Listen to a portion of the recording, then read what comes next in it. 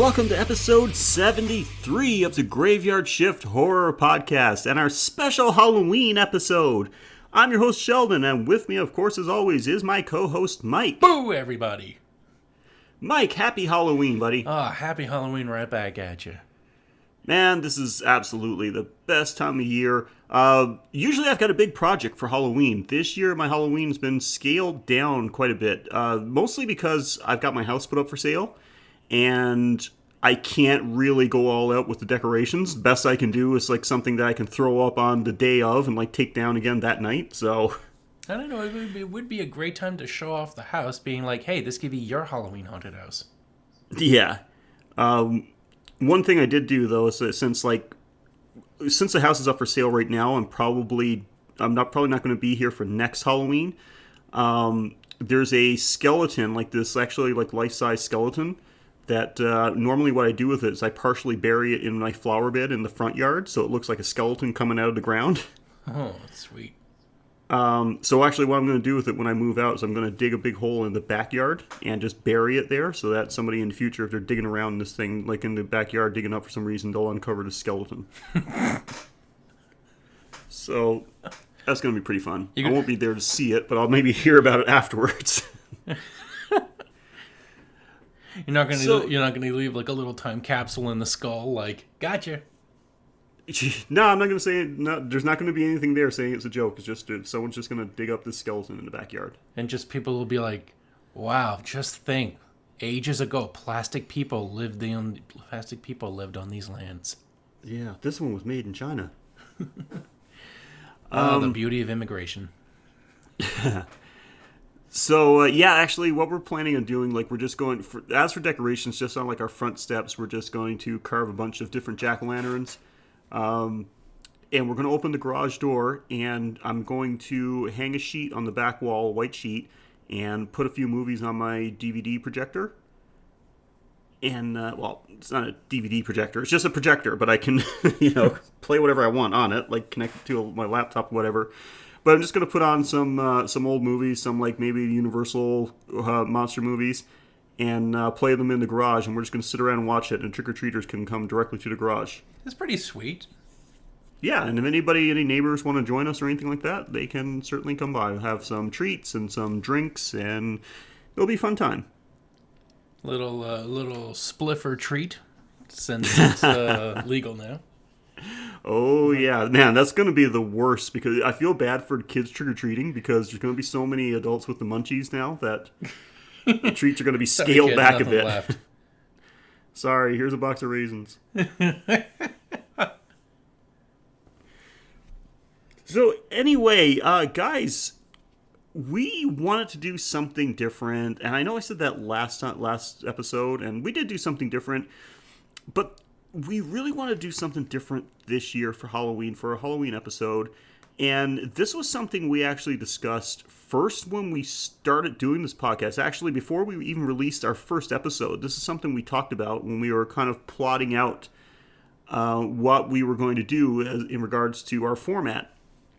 And I know, and you guys know, our normal thing is that each week, we watch a horror movie that's usually suggested by one of you guys, one of our amazing listeners, and we break it down to the good, the bad, and whatever. If there's something a little different, we'll make up another category. This time around, though, we're not even going to do a movie.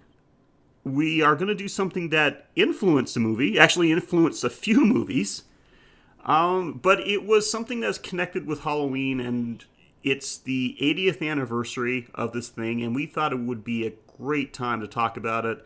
So, Mike, why don't you tell everybody what we got for them this week? Today's episode is the original fake news.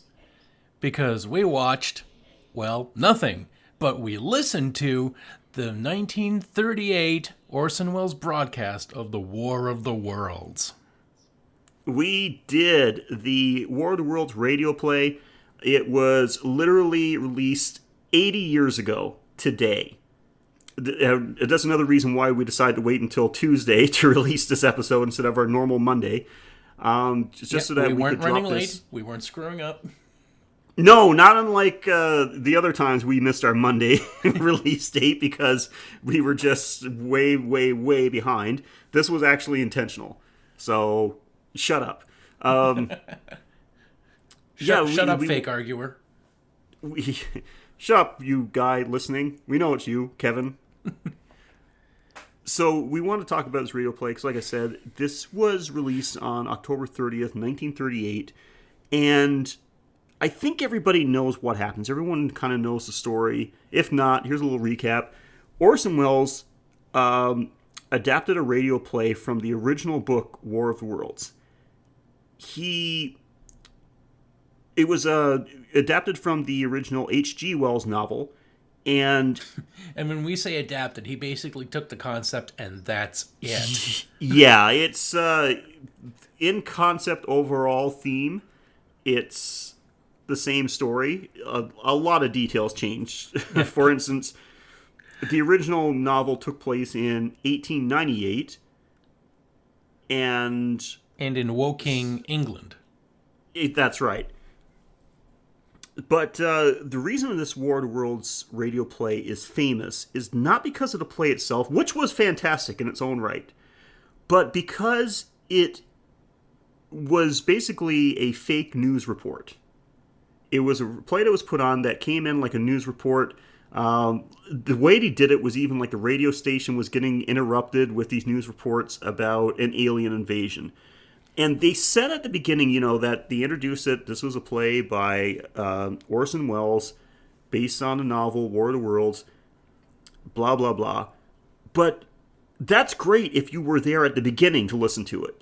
If you tuned in after that introduction, you would have thought that it was someone was actually reporting on an actual Martian invasion. Yep, if you were the type of person that is listening to Jack Benny and just thinks, well, time for commercials, time to start channel surfing. Mm-hmm.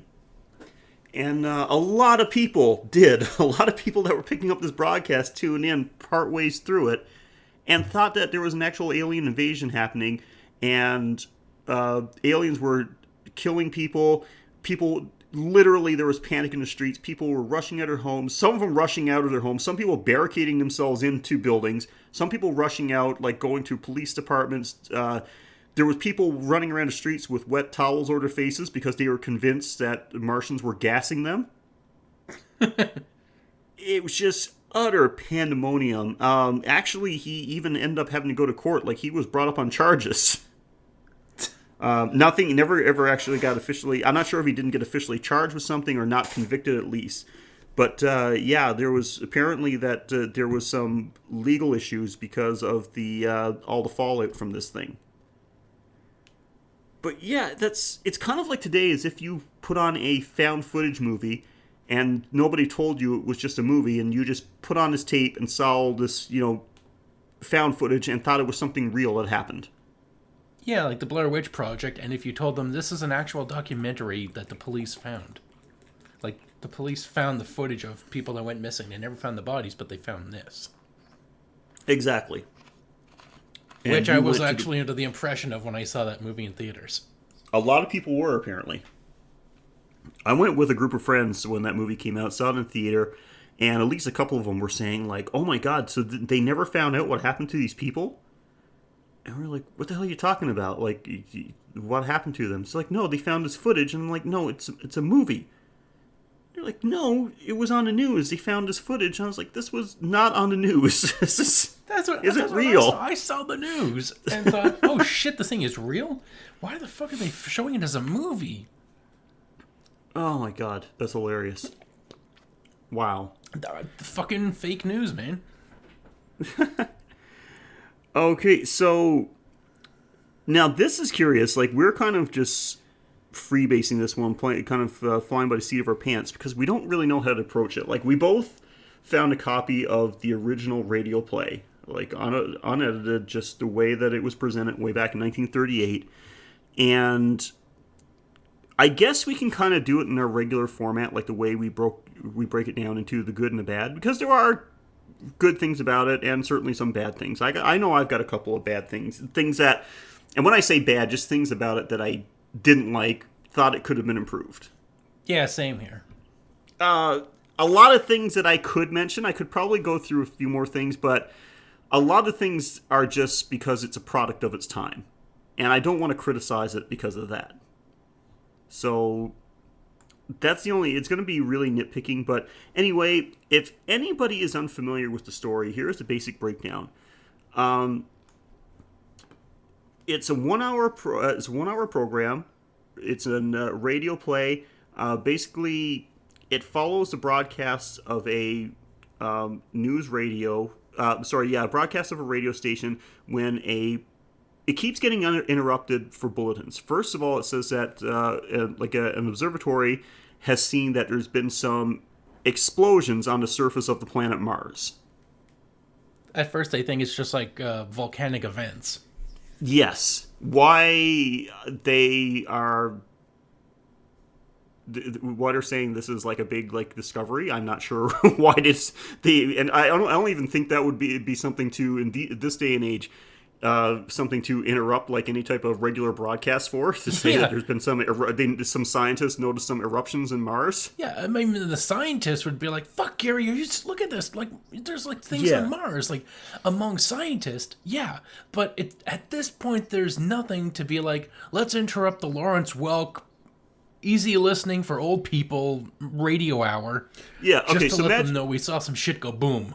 Yeah, imagine you're watching Game of Thrones, and it gets interrupted because you want to do some special like news bulletin that some scientists in an observatory with a telescope noticed that there might have been some volcanic eruptions on Mars. People would be so pissed off. Yeah. Like, it would probably be something that would get mentioned on the news, but it's not something that would interrupt anybody's, like, regular broadcast. Yeah, I don't want any interruptions from my Glenn Campbell and his radio players, just so you can tell me, oh, by the way, there's a fire somewhere there's a forest fire in BC. Mm-hmm. Like, no, you can tell me that during the fucking news, okay? I want to hear my white people music. Yeah, give me some of that big band swing music or whatever it was. Oh no, swing is for like the young kids. That's way too fucking energetic. Yeah, you're right. I need to have music that's so old. The original sheet it was written on has been long decomposed. Like that's my music. Yeah, and I guess I don't even think that it would be like something they would in real life. Even at the time, they wouldn't have interrupted anything. This was just a way of bringing about the elements of the story. Shortly after the announcement of the eruption of Mars, the next breaking news flash is that there's been several meteors that have hit all over the Earth. Oh, and the first one that gets mentioned is Nova Scotia. Maritimes are getting mentioned in sci-fi movies. Respect, just like Night of the Comet. Psh, Canada didn't exist in 1938. Come on. Yeah, and of course it gradually goes to say that eventually, the scientists are saying that these are not ordinary meteors. They have a metallic composition. They hear sounds from inside of them. People are gathering around. Police have it barricaded off. Military getting involved. People are gathering around in great numbers. And all this has happened within the first 8 minutes. So for a good thing, I got to say this has got great pacing. It really does. The beginning. Yeah. 8 minutes in, boom, Martians have landed. And we're getting the whole breakdown, like a minute by minute update from somebody that I have written down as 1938's Les Nessman. Because that's what the guy sounded like. He's just so monotone and just like before it's even like thought of that this could be Martians, he just seems like a little too energetic about the whole thing. I tell you, man, this story about a rock falling in the field, it could be world changing. Yes, I got to get my voice on. Eventually, these meteors that now they discover are like actual spacecraft start to open up, and they actually see some Martians emerge from it. Yeah, they described them. I tried to remember what he described him like, but I couldn't quite remember. I think he described them as like almost like snake-like. reptilian esque, slime covered, long like spindly arms, red eyes. I think you said. Weird. I should have actually wrote down the notes about how they described them. But people didn't seem to be too scared. They started approaching them. Police officers, especially, were approaching, and they said the Martians use a weapon that's basically a heat ray, and start just basically people just spontaneously combusted from and you hear it, you hear and you hear people screaming. Then the broadcast goes dead. And then we start getting reports from other news stations. They're coming in saying that the same thing is happening all over the world. There's reports of the Martians attacking people with these heat weapons. Then they go back into the meteors, and eventually some other crafts come out of the meteor, like these tripod walking metal crafts. Yeah, long snake-like legs. Mm-hmm. Emerge, and then the crafts start making their way towards New York City. Yes. So basically, the Martians are on the move. They're going for a full-scale attack. These things are equipped with the heat rays as well, and not only that, but they're gassing people as well. When the military starts to retaliate, fire back, they shoot down some planes with the heat rays. Then the military starts using some heavy artillery, and they start letting off poisonous gas. Basically, the way it gets described is that it seems like on the outskirts of cities and things, the Martians are using the heat rays to, just to annihilate any people that they encounter. But in the cities, they're using poisonous gas as if they want to keep the cities intact. Yeah, but they don't they want the cities intact, but for some reason they don't want the power lines. They keep knocking those over. Yeah, they keep destroying the power lines. I guess that's kind of like a tactical thing to cut out and to help knock out communications. And which is a good strategy. Mm-hmm. And we're going to go through the actual story because everybody knows the story. We don't have to dwell on every little aspect. Eventually, all broadcasts go out, and then we're getting a recording from a person that's a survivor of the attack, and as far as he knows, he's the only person left alive. He's encountered nobody else. He's scavenging for food. He even says something about he actually ate today. He managed to find in a destroyed kitchen. He found some moldy bread and an orange that wasn't too spoiled to swallow. And he eventually does encounter another person, and this person, I think, suffering a little bit from going through a traumatic event, has gone a little loopy. Because his thing is, he wants to, anybody that survives, he thinks they should go into the sewers where they can't be detected and start studying, learning how to beat the Martians, and maybe eventually being able to capture one of their machines and attack them. And, which, at that point, sounds like a decent plan until you hear... until you get to the next part of the plan. Yeah. What was the next part of the plan? After blowing up the Martians, then you can use it to turn on people that you don't like and just take over the world. Yeah, basically weed out the weak. If only the strong survive. Oh, this guy would definitely be wearing a red hat today. Mm-hmm, for sure. He was all about the strong must survive, the weak have to be cut out, all like the weak office workers. None of that. You need strong tradespeople, soldiers, people that know how to fight and kill and have the stomach for it. Yeah. Oh, yeah, all the weak office worker. I'm an office worker, and I'll kick that guy's ass. That guy from the radio 80 years ago. The guy who's so dead, even his kids are dead. And so basically, and I like the guy's reaction though, the survivor, after he talks to this guy and gives his plan, he's like, "Well, good luck to you," and then just leaves. Yep. That's not my world. Yeah. He basically just nopes out of there. And of course, it looks grim. It looks like the army had with all the Army's resources, all they managed to do was take down one of the Martians' fighting machines, and there's still hundreds left. So the Army has been completely decimated and barely made a scratch into the Martians' invading army. Yeah, and then we were only able to blow up that one thing because the guy carrying the bomb. But before we get to that guy, we hear like once the CBC is apparently gone, we for some inexplicable reason immediately switch over to just intercepted radio transmissions between bombers and their airfields.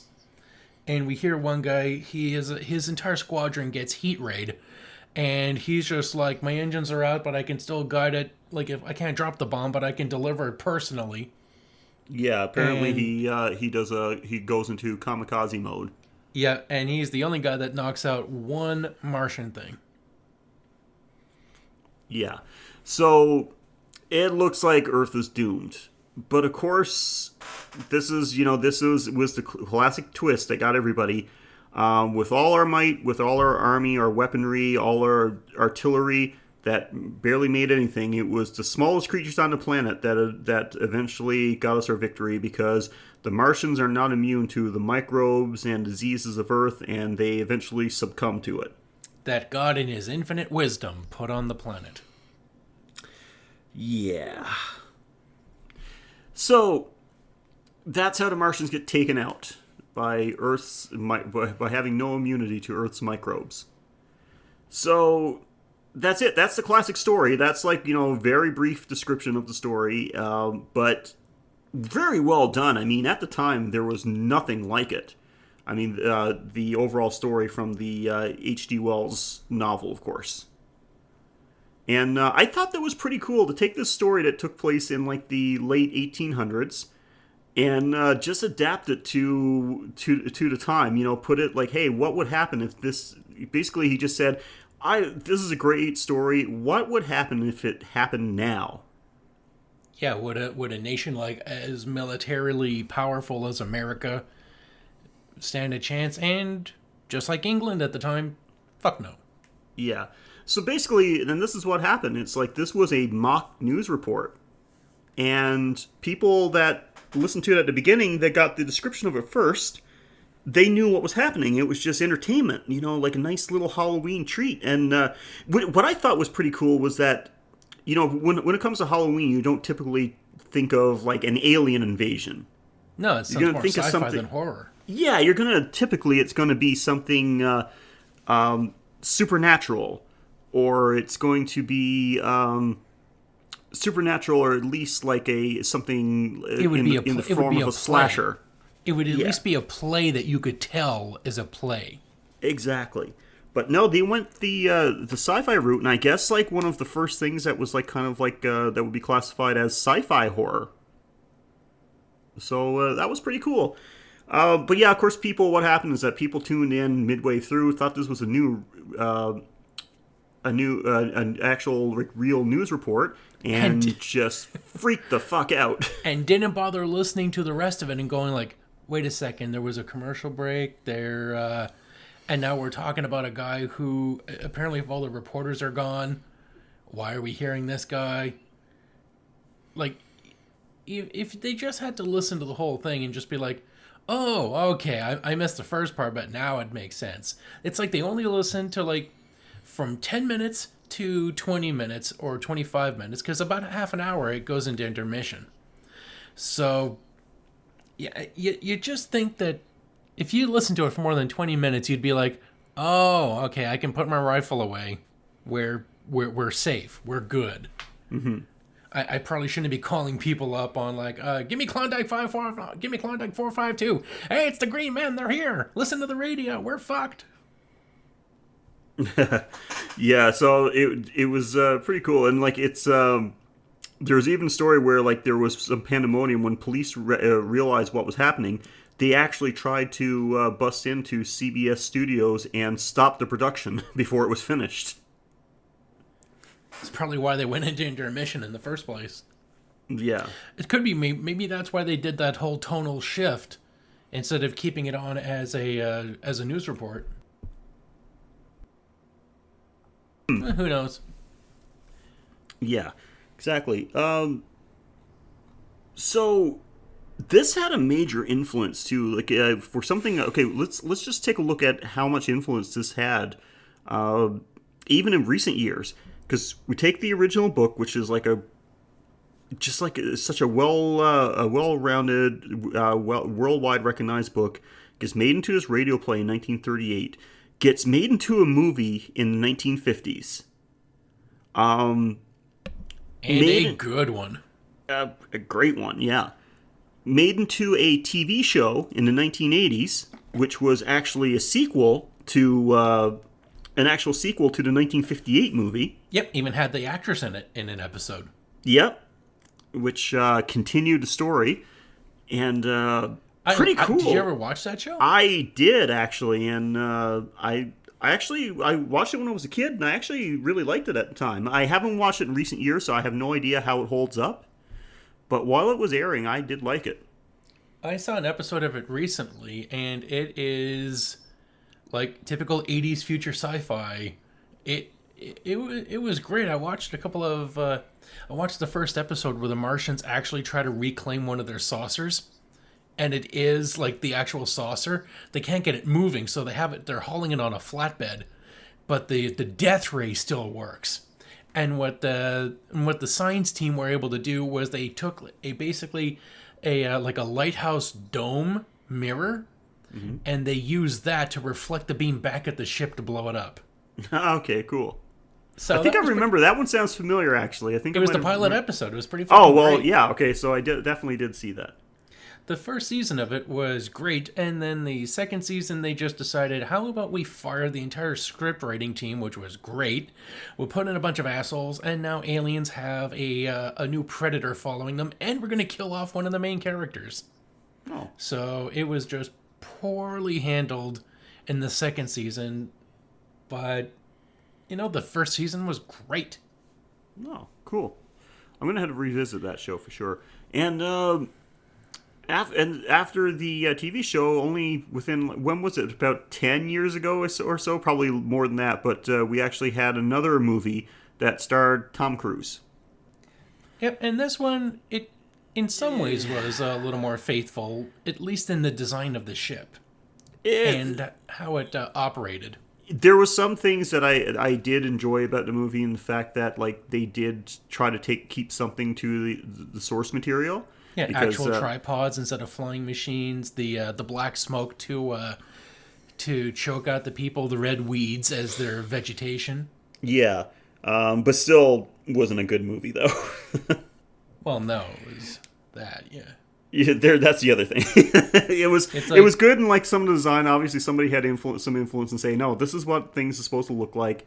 Let's make sure that it looks this way. The movie itself looked great. I will give it that. Visually, I thought it was really well done. But that was pretty much it. Yeah, like when the Martian finally starts attacking, in the Martian vessel, the tripod starts attacking the city and starts vaporizing people into dust. It's like, yeah, that's kind of like how a microwave beam would work, just evaporating all the moisture and turning people into dust. Yeah. So it had some good points and even some nice personal moments when Cruise finds that militant lunatic. Yes, exactly. They left that in, finding this like really, I got a plan. We need to come up with a plan to take down the Martians type of person. Like first, we got to cull the weak so that only the strongest can survive. Exactly. But yeah, so that was, it did have its moments, but overall it was not a good movie. I did not enjoy it. I'm pretty sure there's a fan edit of it, which is only like 40 minutes long, which is all like the Martian attack scenes. Do I dare say that Mars Attacks was a was highly influenced by War of the Worlds? A spiritual sequel. Yeah. I haven't watched that. I have no idea. I remember enjoying that. I actually saw it in the theater and enjoying it. I might have been a tiny bit high while watching it. Have not seen it since. So, like, the one and only time I've seen this movie was in the theater during its original release. So, might not hold up. But hey, people suggested for the show. Yeah. What I want to see is a brand new War of the Worlds movie and keep it identical to the source material. Like, even set it in 1898. Yet Victorian England. Give us Victorian England facing off these things like, let's get the grenadiers and fusiliers. Oh no, our muskets do nothing. Oh, tally ho, Queen and country. Oh, Because, yeah, like, hop on your penny farthing. Let us evacuate. loading cannons into, like, horse-drawn wagons to attack the tripods. That would be awesome. I would love to see that. And so apparently, this is an update. I did a Google search just before we started recording. Apparently, there is a BBC series coming of War of the Worlds, and it is going to be based on the original novel. Fuck yes. So, filming actually started this past summer. So, this is something that may be coming fairly soon. So is quote here, War of World. This is going to be a War of Worlds that is what I want to make, something that is faithful to the tone and spirit of the book. So yeah, it's actually going to be taking place in the late 1800s. So I'm going to be looking forward to that. I think it's something that that would be the best way to do it. Keep it closer to the source material. I think that if I have one complaint about the the adaptations of the novel, is that they always try to set it in the time that during the time that that it's being made, that it's being developed. But like, just why is it that people are afraid to stick to source material when they're making a movie or a TV show? Well, because if it's not about America, why would an American want to see it? Yeah, well, I guess this is why it's good that it's the BBC that's doing this. So, okay, but and now, if you want some good material, there is Superman versus the War of the Worlds, a paperback which was released in 2000, and you can get it on Amazon for $20. yeah, I've not read that, so I have no idea if that's any I good. did. I read the whole thing, and It's got the Mike seal of approval. yeah, it starts off with Clark Kent being the reporter sent to Grover's Mills, and him and Lois Lane are there checking it out, and then the tripod sticks out its death ray beam, sweeps through the crowd. Clark just like grabs Lois, huddles under her, and the beam just passes over him, vaporizing everyone around them, including his clothes. So when she's just like surprised she's surviving, she pushes herself away from Clark, who's like warm, and she sees the Superman uniform, and all that's left is his glasses because he was facing her instead of the machine. That's all he's got left. So the jig is up. She knows who he is, and that's how it. That's pretty cool. That's how it begins. And so Superman ends up like taking down one of these tripods, but it's such a big fight. It's hard. Like, it is really hard because this is like 30s level Superman where he can't. I don't even think he can fly at this point. He's just like really good jump. He's like a really super powered flea. Yeah, like the original Superman comics, he like his flight ability was something that was added much later. Yeah, so this is like an old, depowered Superman, not like a man of God, not like a walking Jesus Christ, I can vaporize the earth with a sneeze Superman. He is like underpowered, just like a really strong alien himself. Like, he can barely take apart one of these things. And then he's hearing reports of like they're coming in en masse all around the world. So he's like, I'm just one person. I can't do this by myself. So the military bring in their top scientist to help him. And guess who it is? Lex Luthor. Fucking A.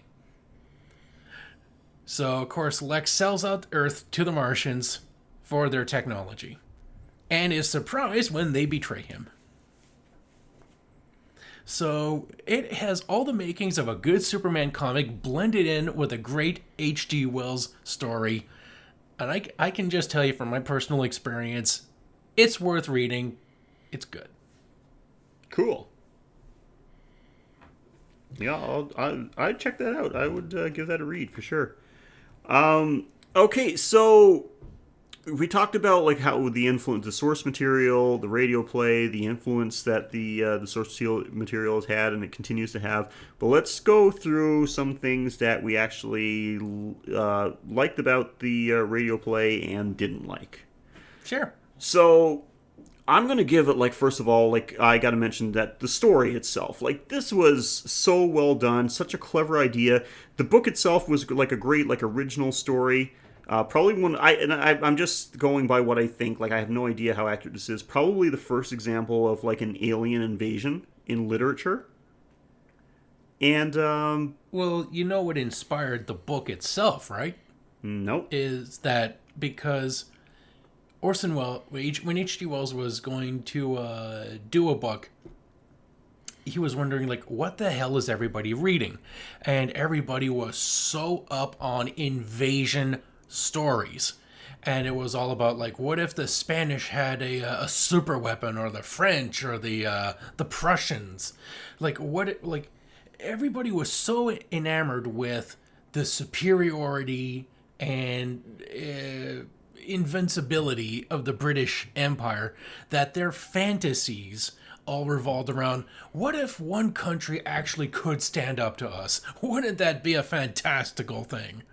And that took the place of several novels that people just loved. Like, oh my gosh, like, what if all these events transpired where Britain could actually be vulnerable to something? Mm-hmm. And H.G. Wells is just like, motherfucker, have I got a tale for you. That's amazing. Okay, so cool. Yeah, so that's great. Like, it was a great original story. And to take that and say, like, hey, that's so cool.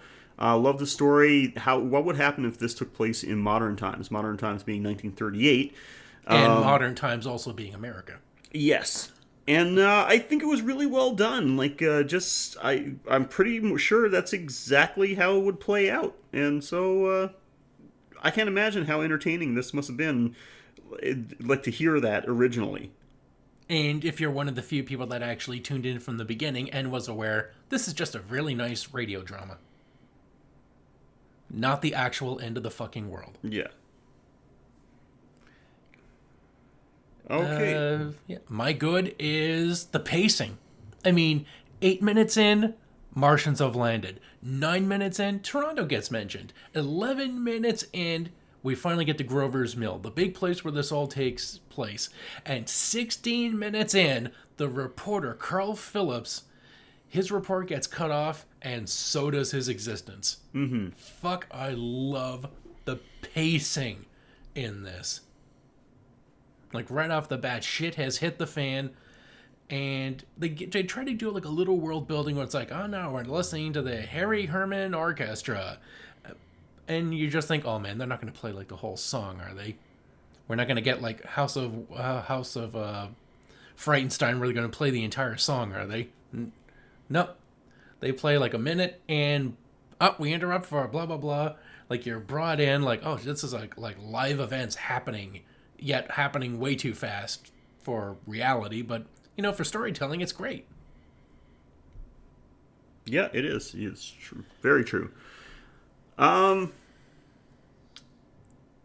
we talked about the story, overall story, the pacing. I don't know really if there's anything good. Like, that's pretty much it for me. Like, I mean, that's good enough. Like, just, it's such an entertaining, well-paced story, done with like a hint of realism to it. And I mean, obviously that was because so many people thought it was an actual real news broadcast.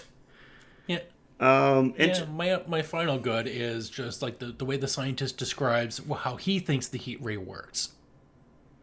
After the reporter is dead, he has to basically interview himself. Right. Yes.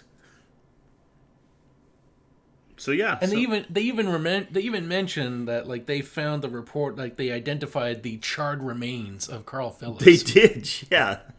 I'm going to talk about that a little bit. So that's all good. Like, it is certainly worthwhile. A couple things I want to mention is that about that I thought were done a little iffy, and I don't know if this is a sign, like just something like because of the time it was made, but man, everybody seemed to be pretty fucking calm that they had just like realized that just realized that they were made known of the existence of Martians. Like, the top of the meteors open up, Martians come out, and immediately, like they said, like, police are trying to hold people back, but people are just, like, walking straight up to them, basically. How there, little fella? How about I shake your hey there, Martian boy? You want an apple? Everybody is so calm. Like, even the reporter is very calm about what's happening. When they start using the heat ray and they say, oh, the police walking up just burst into flames. He's saying it so matter-of-factly, like, just... You should be screaming. Like, running and panicking and just, like, panic talking as he's running away from them, Like, just... I'm getting the hell out of here. No story's worth this. Yeah, like, everybody's so like... He just stood there and reported it as people are being disintegrated in front of him. You hear people, like, screaming on fire. And then he gets disintegrated. It's coming this way. Cuts off. Hey, well, you know what? Back then, people in the news were professional. Yeah, I guess that's it. Not like this bullshit today. Yeah. And so, like, no one seemed to be too panicked about it. Like, people were very calm. Even like, and afterwards, when they were talking about the things that happened, like you mentioned about, like, oh, we found the I can't remember the reporter's name, but found his charred corpse.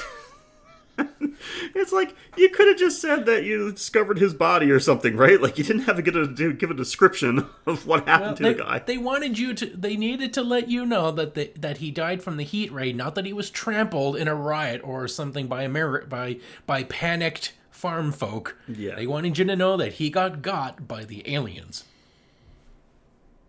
Yeah, I guess. Well, they certainly did. They did a great job of it. Mm-hmm. Yeah, and as far as one of my moments in half an hour in, like when I was talking about the pacing being great and everything, it was off to a great start, and start was great. About half an hour in, it stops being a report, and it just, for about a good 10 minutes, just becomes a collection of various intercepted radio transmissions between bases or some other radio. Like, it kind of ends with one final radio broadcast. Where's it from? It wasn't from the Chrysler building, was it? It was some building in New York City, though. Yeah. And, like, I don't know why, like, if they wanted to stick with the radio, with the news radio motif, but they kind of just, it kept bouncing tonally and narratively from one point to another, so it got a little mishmashed and confusing. Though it did, and just when you think, oh, we're back to a radio thing, so, okay, so this is all just various radio transmissions. And then the reporter in the Palisades gets smoked out, and he describes the smoke cloud getting closer and closer, and then he eventually, starts coughing and collapses. And then I'm just like, oh, so I wonder what radio source we're going to be hearing next. And then we get Professor Richard Pearson, somehow the lone survivor of Grover's Mills, still in Grover's Mills, because I guess the aliens decided once they vaporized everything, they're not going to be thorough and come back. So he found that one place that still had a little bit of food left in it. And it's just him, like, we think he's talking to himself, but then it turns out, like, as he continues talking, that apparently he's sharing this story with future survivors, like he's just, like, writing down his notes. So, like, narratively, it was chaotic. Like I would have preferred a little bit of consistency in where we're getting this information from. Like, is it supposed to be found footage, intercepted transmissions, a diary entry? Like, who's telling this fucking story? Yeah. That's right. It loses its sense of realism there.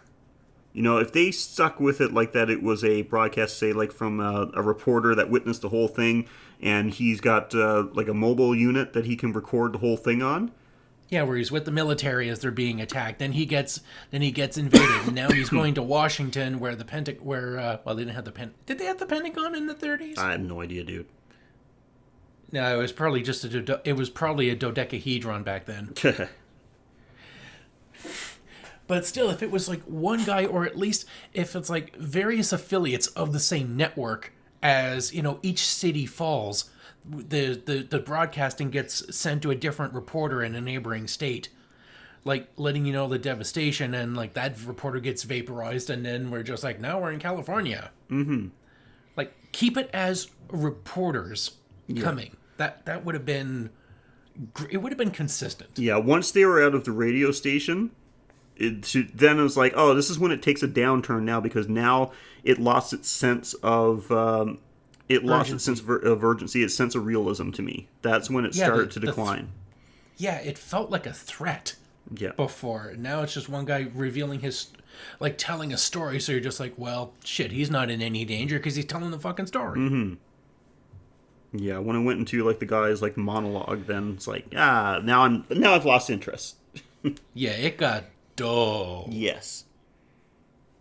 So that's definitely the final act, the second half of the broadcast really loses it. But still, worthwhile to listen to. It's a great piece of nostalgia, a piece of history, really, especially when you connect the real pandemonium that sprung from this fake news report, this radio play. And it's in the broadcast itself. Exactly. And so that's check it out. What I would recommend, this is a great thing if you're like, handing out treats, you've got you're staying at home Halloween night, which is tomorrow if you're listening to this on the day of its release.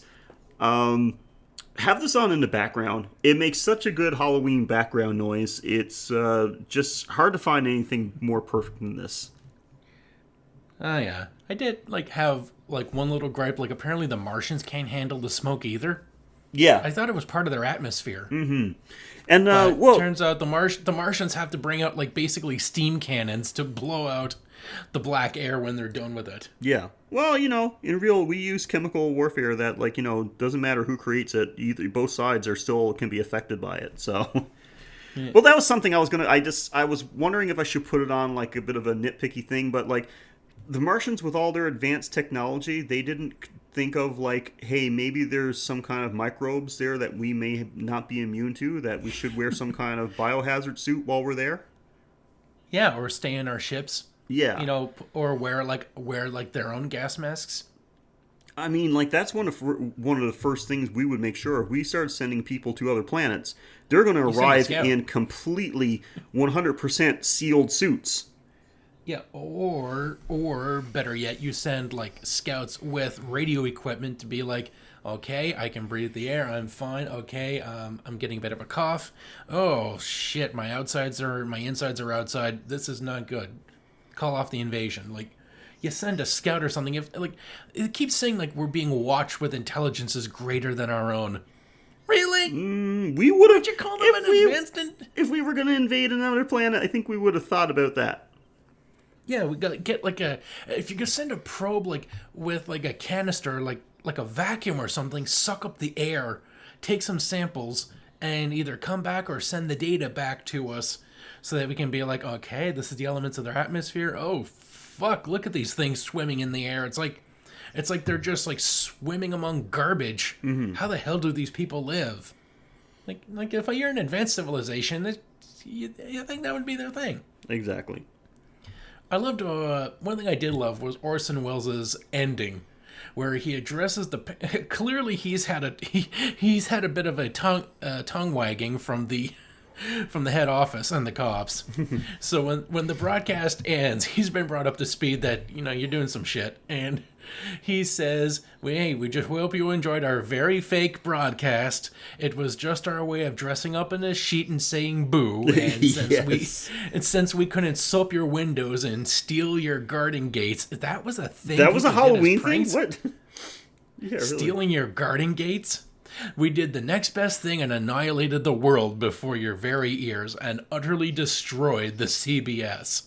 And I think he meant that part quite contemporarily, as this network is in deep shit. We utterly destroyed the CBS. But take heart and just know that that glowing thing by your door is just a pumpkin. And if you hear a knocking at your door, it's not a Martian, it's just Halloween. Exactly. That was fantastic. I love that. So that's the World of Worlds radio play, guys. If you have not, I'm sure everybody is aware of this thing existing, but if you have not actually listened to the actual broadcast, check it out. You can find it pretty much anywhere. Google it. Well, for instance, one of the things I discovered is that if you Google War of the Worlds original radio play, you'll find a Wikipedia page. The whole thing is on the Wikipedia. You just you just push play and it's right there. And you can also get it on archive.org. Mm-hmm. And however you find your podcast as well, search War of the Worlds, and you'll find several sites where you can get the original broadcast and listen to it. So it's easy to find. You'll have no problem there. Okay, so guys, that is it. That is our coverage of World of Worlds. What do you think of it? Have you listened to the original radio play? What do you think of that? Are you a fan of any of the War of Worlds movies or the TV show? Are you excited about the new TV show that's coming? We want to hear all about it, and also we want to hear about your Halloween. What do you do for Halloween this year? Let us know. You can do that by emailing us at graveyardshiftpod@gmail.com. You can follow us on Twitter at GYS_horrorpod, Facebook at facebook.com/thegraveyardshiftpod, and Instagram at instagram.com/thegraveyardshiftpod. If you're feeling particularly generous and you want to help us out with some of the costs of running the show and help us out with buying some treats for the trick-or-treaters, you can head on over to patreon.com/graveyard. There you can make a little donation to the show, a monthly donation, and for as little as $1 a month, you get access to some exclusive Patreon-only bonus content. Each month we throw up a new Patreon-only episode that you cannot get on the regular feed, and we do it a little bit different than we do for the regular feed. We'll talk about movies in their full synopsis, right from start to finish. Talk about video games. We'll do top 10 lists, all kinds of stuff. And just head on over there and you can take care of that. Of course, if you've already spent all your budget on your Halloween this year and you don't have any money left over to donate to us, we totally understand. But you can still help us out a ton by rating, reviewing, and subscribing on whatever format you ingest your podcast, whether it's through iTunes, Stitcher, or some other podcast app. Or if you do it through social media, there's always some kind of rating system there. So a 5-star review would help us out greatly, and we greatly appreciate it. Of course, you can always share us on social media with anybody you think would be interested in listening to us guys talk about horror movies. Mike, other than the Graveyard Shift, what other less important things do you have going on? I've got the Technobabble podcast, where me and Rich Reader talk about science, well, mostly just technological gadgets and shit, but sometimes a little bit of science if I think that there's a breakthrough or development or something that will enhance or modify technology as we see it. And we also try to inject a little bit of good news and positivity where technology is being used to improve the quality of life of people around the world. And there's also the Playing with Power podcast, which will eventually get a new episode. Eventually, somehow. But you can still enjoy all the old episodes, about 200 of them. And or 100. 100, 200? I don't know. A lot. I only pay attention to this podcast. I think that because you are the best audience in the world. Agreed. Absolutely. And I've also got the taste test, Retro Gaming with Flavor, where we play old video games and compare them with food. We do great skits and chatting, fun, comedy, mic talk, good. All kinds of good stuff. Yeah, check them out. If you can't get enough of Mike, and I mean, really, who can? Especially this time of year, this would be a nice little treat to get you through this glorious holiday season. But yeah, check those out. They're all good, all top quality Mike-isms. So you're gonna want to take a look at those. So Mike, here it is, another Halloween ready to go, my friend. Tomorrow is the big day. You gonna do some trick or treating, or are you just gonna do some partying? I don't know anybody who parties, so there's no place for me to be invited to. Right. So I'm just going to be sitting home playing Diablo 3, which is, I think, a nice little spooky horror-themed game. At least in spirit. I haven't played too much of it yet. I only just got it today. Mm-hmm. And if not, I'll probably be watching Ghostbusters or something and handing out candy at the door after pilfering the good shit for myself. Awesome. Because fuck those kids. Do you do like one for me, one for you type of Halloween deal? Oh, definitely. That's good. Yeah, I always buy the Halloween candy is like that. I don't care what's most popular. Whatever I like, that's what I'm going to buy because I want to make sure there's lots left over. Coffee Crisp, Reese Cups. Sorry, kids, I'm all out of those. I say that while pushing a big pile aside with my foot out of view of the door. Yeah. Especially towards the end. I'm generous at the beginning, but when it starts winding down, I start getting a little a little more stingy and start pushing like all the stuff that I enjoy to this one side of the bowl. So yeah, so I have no idea what kind of a turnout. Last year wasn't that great. We ended up getting like 84 trick-or-treaters on our street. So I have no idea what to expect this year, but we're well prepared. We got 84 last year. We're prepared right now for 120. So that's with a... Ooh. You know what we should be watching instead? I just found out The Chilling Adventures of Sabrina is going to be coming out on October 26th. Oh, so maybe that means it's already out. Yeah. So, maybe that's what I'll be watching during trick-or-treat time tomorrow. Yeah, because, I mean, we're hearing a lot of good things about this stuff. Yeah. Cool. Also, because we're doing... Now, when I'm saying tomorrow, guys, I'm just saying it like as to put a little bit of futurism in the show, because tomorrow for us is not actually Halloween. We're recording this well in advance, so... but coming up this weekend, the weekend before Halloween, I'll talk in real time right now as we're recording. I'm actually going to be someplace I've never been before. I'm actually going to go spend a few days with my friend Rick, who's been on the podcast before. Actually, he was on our Halloween episode last year.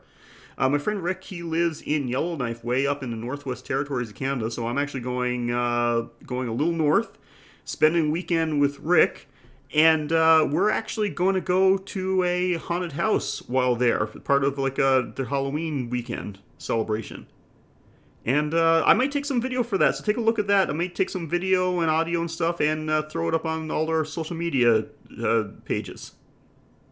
So be on the lookout for those. It should be a fun time. All right, so guys, that's it. Tomorrow is Halloween. I was talking future tense now. Tomorrow's Halloween, guys. Hope you have a great time. Hope you enjoyed this episode, and hope you enjoyed our little tribute to the 80th anniversary of the War of the Worlds radio play. On the big day tomorrow, whatever you do, whether it's you go trick-or-treating or you party, you just stay at home, watch horror movies, whatever the case is, however you do your Halloween, have fun, and most importantly, be safe. We're going to be back with another episode, and we're going to go back to our regular way of doing things. I know we deviated a bit there, but we're going to go back to the regular way of doing things, where we're going to be watching a movie that was suggested by one of you beautiful people, and we'll be breaking it down into the good, the bad, and the whatever. But that's for next time. Until then, I'm Sheldon. And I'm Mike. Thank you again for joining us for another Graveyard Shift Halloween episode. Happy Halloween, everybody. Ha ha ha